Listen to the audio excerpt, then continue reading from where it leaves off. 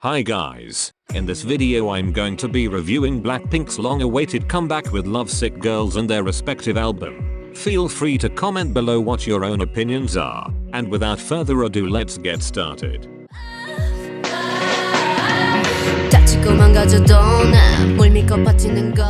If you have seen any other video on this channel where I talk about Blackpink, you will know how I have been feeling about their title tracks lately. They suck and are too formulaic. In fact, I felt like they got worse every year. But Lovesick Girls is exactly what they needed to break the cycle. It is so different from everything they've been doing. It sounds kind of like if you mixed up Stay and As If It's Your Last, but is still entirely different from those two tracks. What is most remarkable to me about the song is how it carries a feeling of nostalgic sadness throughout, yet it is still an upbeat pop song. The entire time I was listening to the song I was totally absorbed, and I felt so sad when it ended. I couldn't believe it. I'm going to go right out and say that this is their best title track to date by a large margin. Going through it bit by bit, I will remark that the worst part of the song by far was Jennie's rap, which is strange because usually her raps are my favorite parts of Blackpink songs. But this rap was honestly too slow for me, and the lyrics weren't great either. However, I did see the YouTuber Min X Leah say in their review of the song that the line "Didn't wanna be a princess, I'm priceless" is a reference to Jennie's always being called YG's princess, which is a theory that holds extra credibility because if you didn't know, Jennie and Jisoo themselves are credited on the lyrics for the track. I think it's so amazing that they got to participate in the lyrics for the first time on not just a B-side but the actual title track. So props to them for that. Anyways, my favorite parts of the song has to be Rosé's pre-chorus and bridge. These are the most emotional parts of the song and that's why I love them. These parts are a side of Rosé's vocals that we've seen when she does covers and stuff, but have never been seen on a title track. And that is yet another thing that makes this particular song stand out. Her voice is so emotional it actually makes me want to cry. The chorus is the perfect combination of sad and poppy. Technically you could consider it to be chanty and therefore bad, but this particular chorus is more echoey so I think it escapes the chanty chorus hell. And finally, we got a vocal chorus. Listening to it at the premiere, I was literally jumping up and down out of happiness that we didn't get some random Teddy Paytanted beat drop. Unlike every other Blackpink song, I wasn't annoyed at the instrumental. It is one that I actually would play on its own. Overall a fantastic song and I couldn't be happier with it.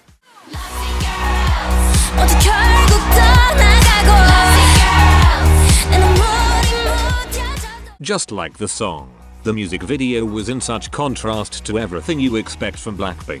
When you think of a Blackpink music video, you think of these perfectly designed sound stages with bright colors and flashing lights, and yet this music video had none of that. The most remarkable thing about it was that for the most part, it was all shot outside. Outside is not exactly a word you would associate with Blackpink music videos, and yet here we are. One of the reasons I think that Blackpink hasn't yet shot music videos outdoors, aside from Stay, was because you can't control as much about the theme of your video, the lighting, the background. All of that is out of your control. But the directors of this music video managed to pull it all together anyways. There was a consistent color scheme without an obvious filter. And they cleverly used neon lights reflecting off of water puddles to give the same effects that could be achieved in a studio. And because it was all outdoors, you get a feeling of freedom that perfectly matches with the message of the song. I know I've been talking about the outside scenes, but my favorite scene is still Jisoo's flower field scene, which is coloring that is incongruous with the rest of the video but still manages to work. The color scheme is just straight up the most attractive one in the video. A close second is her water scene. Not sure if this is a first for Blackpink, but I felt that her scenes far outshone those of the others. Usually it seems like either Jennie or Lisa get the best scenes, but no longer. I just love how the video transitions from being angsty to being free. All except Jisoo are shown to be angry with their mystery guy, and then at the end they frolic in a field because that is what it feels like to be free. It is kind of confusing at the end how they are all shown back in their angry scenes while we're still looking for love plays, and that I think might mean that it was all a dream. They are free of the guys, and looking very happy in their outdoors scene when they sing. And yet at the end when they admit to still looking for love, they collapse right back into their angry over the guy phase. Maybe that means something, or maybe I'm just crazy. I don't know. Anyways, this music video is beautiful, and it does it in a way that looks effortless, in high contrast to every other Blackpink music video where the amount of detail in them is just screaming at you. Is that bad? No, but switching it up is still going to be better.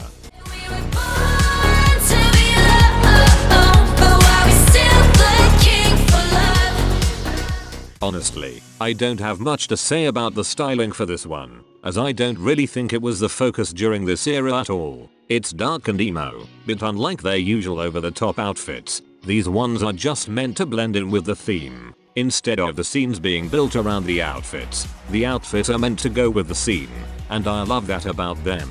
There are no wigs as far as I can tell, and I can truly say that no member had better styling than another. My favorite outfit was Lisa's in her first rap scene. I love that glittery top she has and the contrast it has with everything else she has on. My least favorite outfits are going to have to be Jennie's from her rap scene, which while fitting with the theme, still seem boring to me. Just like the outfits, the hair and makeup are still plain. Rosé's pink hair gets points because it's pink, and if you didn't know, pink hair is my favorite hair color, but Lisa's hair and makeup is the best in my opinion. I don't think I can explain why. It's just the way that it all fits both her, and the actual concept is perfect in every way. At first glance, all of the styling for this comeback would seem boring because of how they blend in. They're dark, they're just okay, but I think that that kind of styling deserves just as much praise, if not more, than their typical styling. As of the writing of this script, they have not yet performed the song on music shows, but when they do I'm sure the outfits will still be fantastic.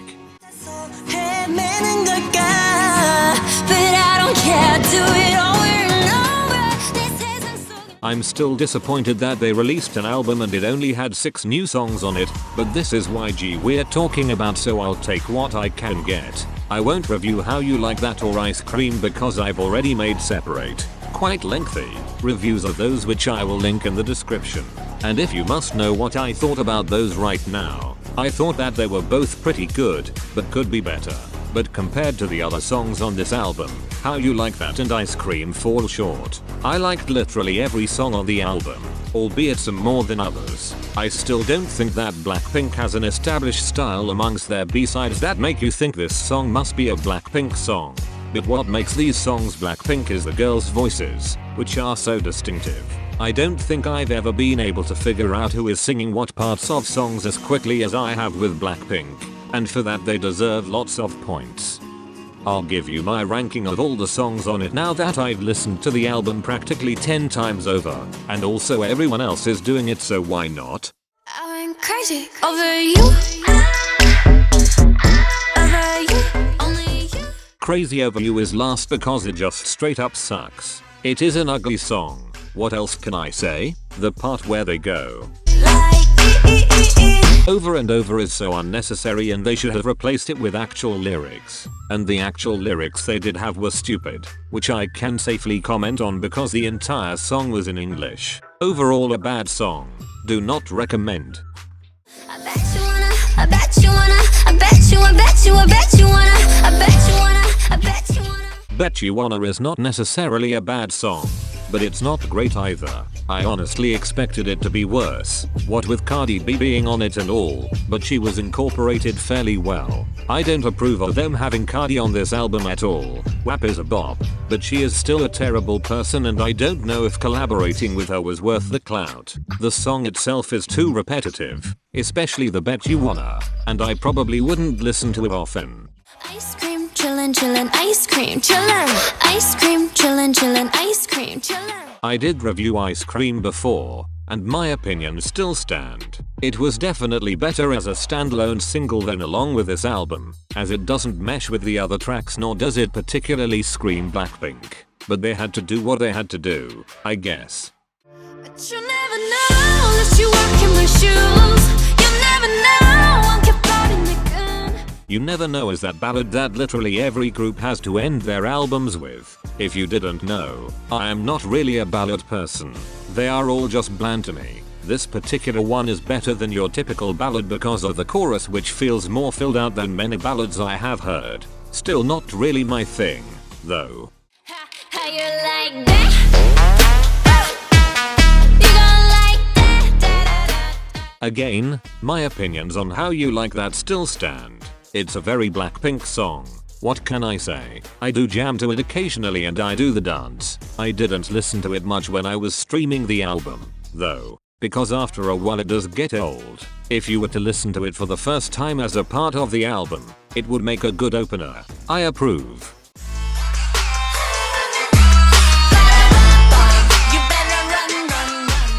If How You Like That and Ice Cream didn't exist, this would have made the perfect first track for the album.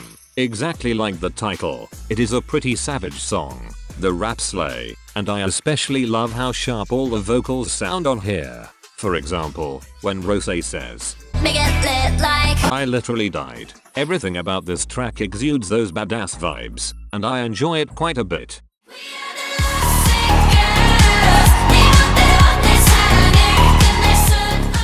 I mean, you just heard me talk about this song for like 3 minutes, so I don't have much else to say. I will say that along with the rest of the album, it is that key transition from the more upbeat side to the chiller side of the album, and that works out pretty well.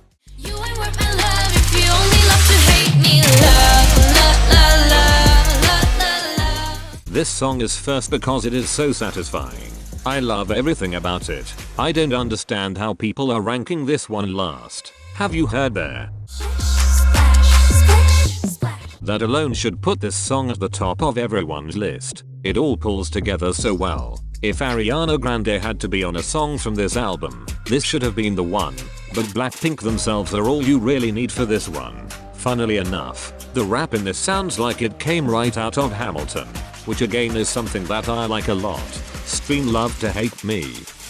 Overall, this is the best set of songs Blackpink has ever released. I love how it goes from upbeat to chill, and the emotions expressed throughout the album make it a top tier one. If I had to pick a B-side for them to perform on music shows, I would pick Pretty Savage. One thing about the album that surprised me was the frequency of entirely English songs, with Crazy Over You, Love to Hate Me, and Bet You Wanna all being in English only. Plus, Ice Cream is all in English as well, except for Lisa's rap. That makes practically half of the album in English, which while not being something I mind, is certainly unexpected. I thought that their first all-English song was going to be a big deal, kind of like how BTS had a major promotional push for Dynamite, but instead they just stuck a bunch on their album and called it a day. I do enjoy singing along, though, so a good move.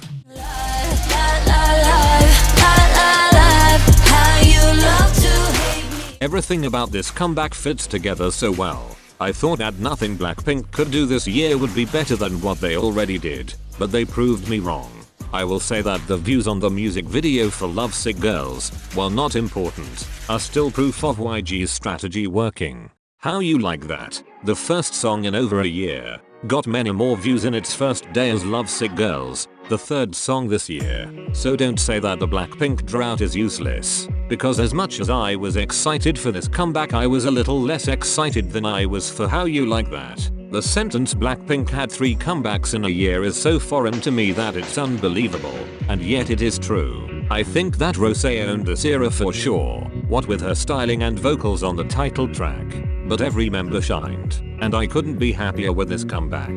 The title track, music video, styling, and album are all amazing. It's a 10 out of 10, truly. Comment below what your opinions are and if you agree or disagree with mine. Bye guys, and I'll see you in the next one.